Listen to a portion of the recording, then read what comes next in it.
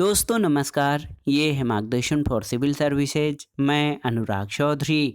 दोस्तों उत्तर प्रदेश लोक सेवा आयोग द्वारा आयोजित किए जाने वाले आरओ परीक्षा यानी समीक्षा अधिकारी सहायक समीक्षा अधिकारी के लिए सामान्य अध्ययन के महत्वपूर्ण प्रश्नों के रिवीजन के क्रम में इस वीडियो में प्रस्तुत है आर्थिक एवं सामाजिक विकास से संबंधित महत्वपूर्ण प्रश्नों का भाग 2, जो आपके आगामी परीक्षाओं के लिए बहुत ही उपयोगी है।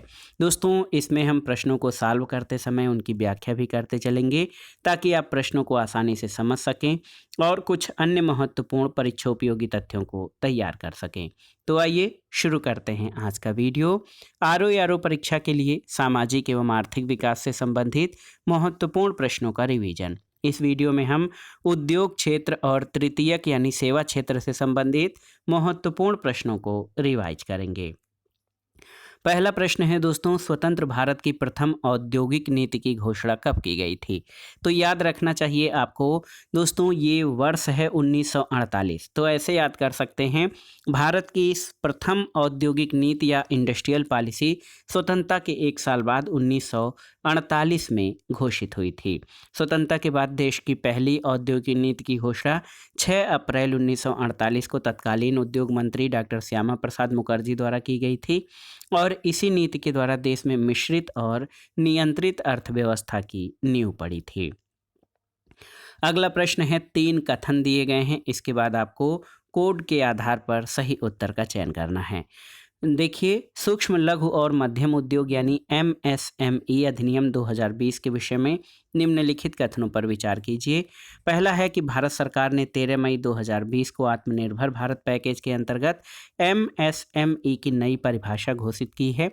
कथन 1 आपका सही उत्तर है। यह बदली परिभाषा 1 जून 2020 से प्रभावी है, तो ये आपका सही नहीं है। और तीसरा है, नई परिभाषा में विनिर्माण तथा सेवा क्षेत्र की इकाइयों में वर्गीकरण का एक समान सूत्र अपनाया गया है। तो 1 और 3 आपके सही हैं। ऑप्शन बी सही उत्तर हो जाएगा। दोस्तों आप जान लीजिए कि वर्ष 2006 में एमएसएमई विकास अधिनियम अस्तित्व में आने के 14 वर्ष बाद 13 मई 2020 को आत्मनिर्भर भारत पैकेज में एमएसएमई की परिभाषा में संशोधन किए जाने की घोषणा की गई थी। सूक्ष्म लघु और मध्यम उद्यम यानी एमएसएमई अधिनियम 2020 के अनुसार सूक्ष्म उद्यम वह है जिसमें संयंत्र और मशीनरी अथवा उपस्कर में 1 करोड़ रुपए से अधिक का निवेश नहीं होता है और उसका कारोबार 5 करोड़ रुपए से अधिक नहीं होता है। लघु उद्यम वह है जिसमें संयंत्र और मशीनरी अथवा उपस्कर में 10 करोड़ से अधिक का निवेश नहीं होता है और उसका कारोबार 50 करोड़ से अधिक नहीं होता। और मध्यम उद्यम वह है जिसमें 50 करोड़ रुपए से अधिक का निवेश नहीं होता और उसका कारोबार 250 करोड़ रुपए से अधिक नहीं होता है। इस नई परिभाषा में विनिर्माण तथा सेवा क्षेत्र की इकाइयों में वर्गीकरण का एक समान सूत्र अपनाया गया है। यह परिवर्तित परिभाषा 1 जुलाई 2020 से प्रभावी है।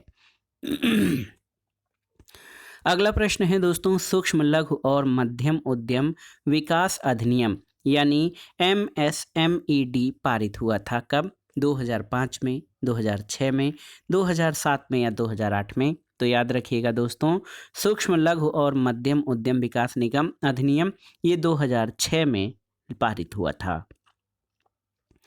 अगला प्रश्न बहुत ही महत्वपूर्ण है, ये है आज की वीडियो का प्रश्न संख्या 4। इसमें 4 कथन दिए गए हैं कि लघु निर्माणी उद्योग में प्लांट और मशीनरी में विनियोग की मात्रा होनी चाहिए कितनी? तो ऑप्शन है 10 लाख रुपए से अधिक नहीं, 10 लाख रुपए से ऊपर परंतु 25 लाख से अधिक नहीं, 25 लाख रुपए से ऊपर परंतु 5 करोड़ रुपए से अधिक नहीं, या फिर 5 करोड़ रुपए से ऊपर परंतु 10 करोड़ से अधिक नहीं। तो सही उत्तर है 25 लाख रुपए से ऊपर परंतु 5 करोड़ से अधिक नहीं। ये दोस्तों आप जान लीजिए कि ये लघु निर्माणी उद्योग में प्लांट और मशीनरी में विनियोग की मात्रा है। अगला प्रश्न है, उपभोक्ता सहकारी भंडार स्थापित किए जाते हैं किसके द्वारा? सदस्यों के द्वारा, सहकारी समितियों द्वारा, केंद्र सरकार द्वारा या राज्य सरकार द्वारा? तो सही उत्तर ऑप्शन ए सदस्यों द्वारा। ऑप्शन ए आपका सही उत्तर हो जाएगा। उपभोक्ता सहकारी भंडार सदस्यों के द्वारा स्थापित किए जाते हैं, जबकि इनका पंजीकरण सहकारी समितियों के निबंधक के द्वारा होता है। अगला प्रश्न है, इस समय भारत का सबसे बड़ा वस्त्र उद्योग केंद्र कौन सा है? अहमदाबाद, कानपुर, मुंबई या सूरत? तो याद रखिएगा मुंबई ऑप्शन सी। दोस्तों भारत का सबसे बड़ा वस्त्र उद्योग केंद्र मुंबई है और यहाँ कपड़ा मिलों की संख्या सर्वाधिक है।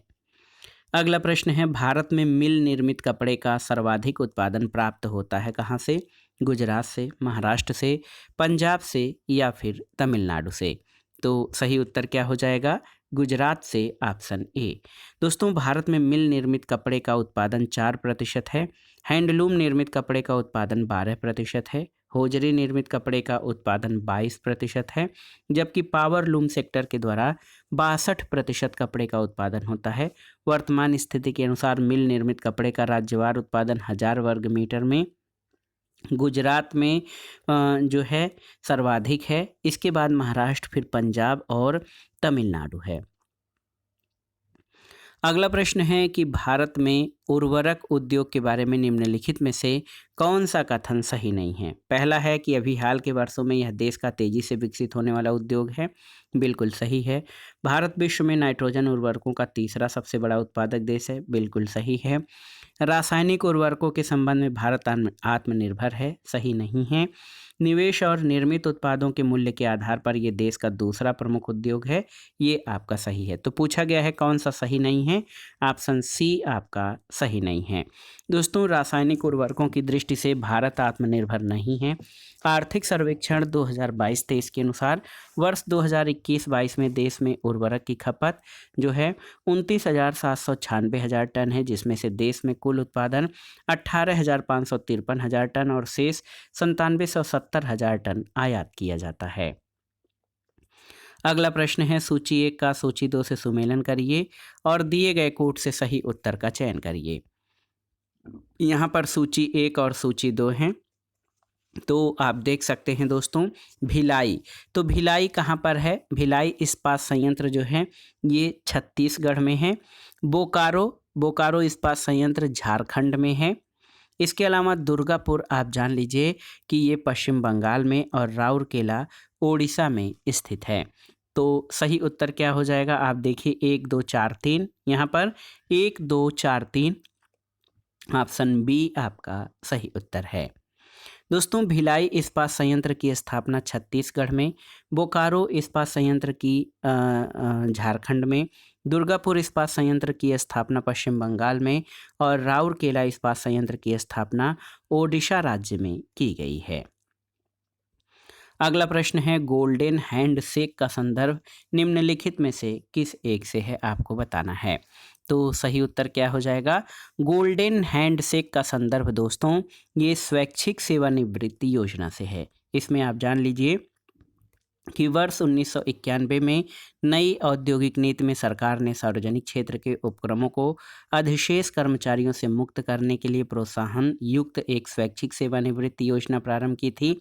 इसे ही स्वर्णिम विदाई योजना अथवा गोल्डन हैंडशेक का नाम दिया गया था। अगला प्रश्न है, आयल एक उपक्रम है जो संलग्न है किसमें? देखिए तेल आयात में, तेल शोधन में, तेल अनुसंधान में या तेल विपणन में। तो आयल यानी OIL यानी ऑयल इंडिया लिमिटेड। दोस्तों ऑयल इंडिया लिमिटेड ये आपका तेल अनुसंधान में संलग्न है। ऑयल इंडिया लिमिटेड दोस्तों आप जान लीजिए कि सार्वजनिक क्षेत्र का एक उपक्रम है जो रुक्ष तेल और प्राकृतिक गैस के अनुसंधान, विकास और उससे उसके उत्पादन तथा तेल परिवहन में संलग्न है। अगला प्रश्न है, भारत के राज्यों में राज्य वित्त निगमों ने मुख्य रूप से जिनके विकास के लिए सहायता दी है वे हैं। ऑप्शन है कृषि, फार्म, कुटीर उद्योग, बड़े पैमाने के उद्योग या मध्यम और छोटे पैमाने के उद्योग। तो सही उत्तर आपका हो जाएगा मध्यम एवं छोटे पैमाने के उद्योग, ऑप्शन डी। दोस्तों आप जान लीजिए कि राज्य वित्त निगम राज्य स्तर की वित्तीय संस्थाएं हैं जो संबंधित राज्यों में लघु और मध्यम उद्योगों के विकास में महत्वपूर्ण भूमिका निभाती हैं। ये सावधिक ऋण, इक्विटी डिबेंचरों में प्रत्यक्ष अभिदान, गारंटी, विनिमय हुंडियों को भुनाने, आधार विशेष पूंजी आदि के रूप में लघु और मध्यम उद्योगों को वित्तीय सहायता प्रदान करते हैं। अगला प्रश्न है, निम्नलिखित में से किसे महारत्न का दर्जा नहीं प्राप्त है फरवरी 2013 तक?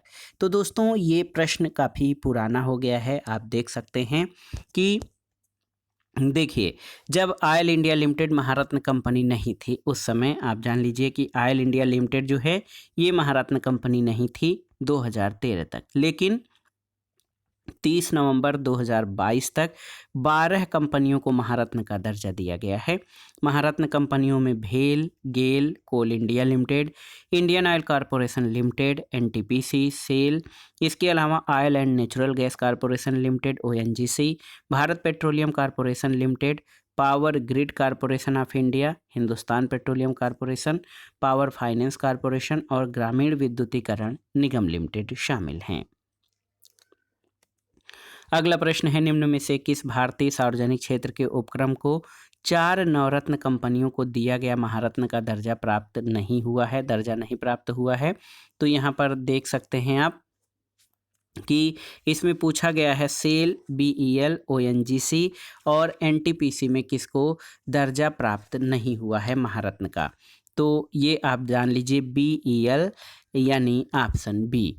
दोस्तों आप जान लीजिए कि बीईएल को जो है ये महारत्न का दर्जा प्राप्त नहीं है भारत इलेक्ट्रॉनिक लिमिटेड को, जबकि सेल, ओएनजीसी, एनटीपीसी ये महारत्न कंपनियों के अंतर्गत आते हैं। अगला प्रश्न है, निम्नलिखित युग्मों में से कौन सा सही सुमेलित नहीं है? यहाँ पर देखिए, गोस्वामी समिति औद्योगिक रुग्णता की समस्या से संबंधित है। जानकी रमन समिति शेयर घोटाले की जांच पड़ताल से संबंधित है। इसके अलावा जानकी रमन समिति शेयर घोटाले की जांच पड़ताल बिल्कुल सही है।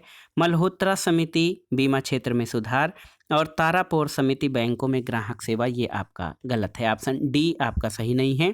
दोस्तों तारापोर समिति पूंजीगत खाते में रुपए की परिवर्तनीयता पर सलाह के लिए गठित हुई थी और शेष 3 विकल्प आपके सही हैं, ऑप्शन डी आपका सही उत्तर नहीं है। दोस्तों याद रखिएगा, तारापोर समिति पूंजीगत खाते में रुपए की परिवर्तनीयता पर सलाह के लिए गठित हुई थी, शेष तीनों विकल्प सही हैं। अगला प्रश्न है, मेक इन इंडिया कार्यक्रम का लोगो क्या है? आपको बताना है, ये भी महत्वपूर्ण है। शेर, हाथी, चीता या कंगारू? तो सही उत्तर है शेर। दोस्तों प्रधानमंत्री नरेंद्र मोदी ने 25 सितंबर 2014 को नई दिल्ली में मेक इन इंडिया कार्यक्रम के शुभारंभ की घोषणा की थी और इसी कार्यक्रम में मेक इन इंडिया के लोगो शेर का अनावरण किया गया। प्रधानमंत्री ने कार्यक्रम को यह शेर का एक कदम है बताया था। अगला प्रश्न है, निम्नलिखित में से कौन सा लौह इस्पात संयंत्र नदी तट पर स्थित नहीं है? भिलाई, बोकारो, जमशेदपुर और भद्रावती? तो सही उत्तर भिलाई, ऑप्शन ए आपका सही उत्तर हो जाएगा। दोस्तों भिलाई स्टील प्लांट को छोड़कर से सभी लौह इस्पात संयंत्र नदी तट पर स्थित हैं। इस स्टील प्लांट की स्थापना यूएसएसआर के सहयोग से की गई थी। अगला प्रश्न है, भारत में जिन व्यवसायों का विनियोग 1 करोड़ रुपए तक तथा कारोबार 5 करोड़ रुपए तक है, उन्हें जाना जाता है किस रूप में? छोटे उद्यम, लघु उद्यम, सूक्ष्म उद्यम या मध्यम उद्यम के रूप में? तो सही उत्तर है, भारत में जिन व्यवसायों का विनियोग 1 करोड़ रुपए तक तथा कारोबार 5 करोड़ रुपए तक है, उन्हें सूक्ष्म उद्यम के रूप में जाना जाता है, ऑप्शन सी आपका सही उत्तर है।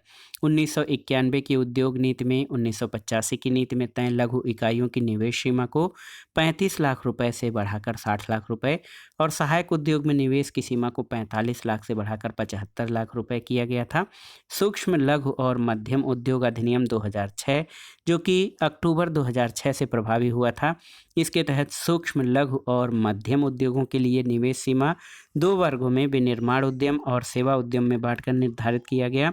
वर्ष 2006 के बाद संयंत्र और मशीनरी के लिए जो निवेश सीमा है वो देखिए, विनिर्माण क्षेत्र में सूक्ष्म उद्यम के लिए 25 लाख रुपए से अधिक नहीं, लघु उद्यम के लिए विनिर्माण क्षेत्र में 25 लाख से 5 करोड़ रुपए, मध्यम उद्यम के लिए 5 करोड़ से 10 करोड़ रुपए, जबकि सेवा क्षेत्र में सूक्ष्म उद्यम के लिए 10 लाख रुपए से अधिक नहीं, लघु उद्यम के लिए 10 लाख से 2 करोड़ रुपए और मध्यम उद्यम के लिए 2 करोड़ रुपए से 5 करोड़ तक।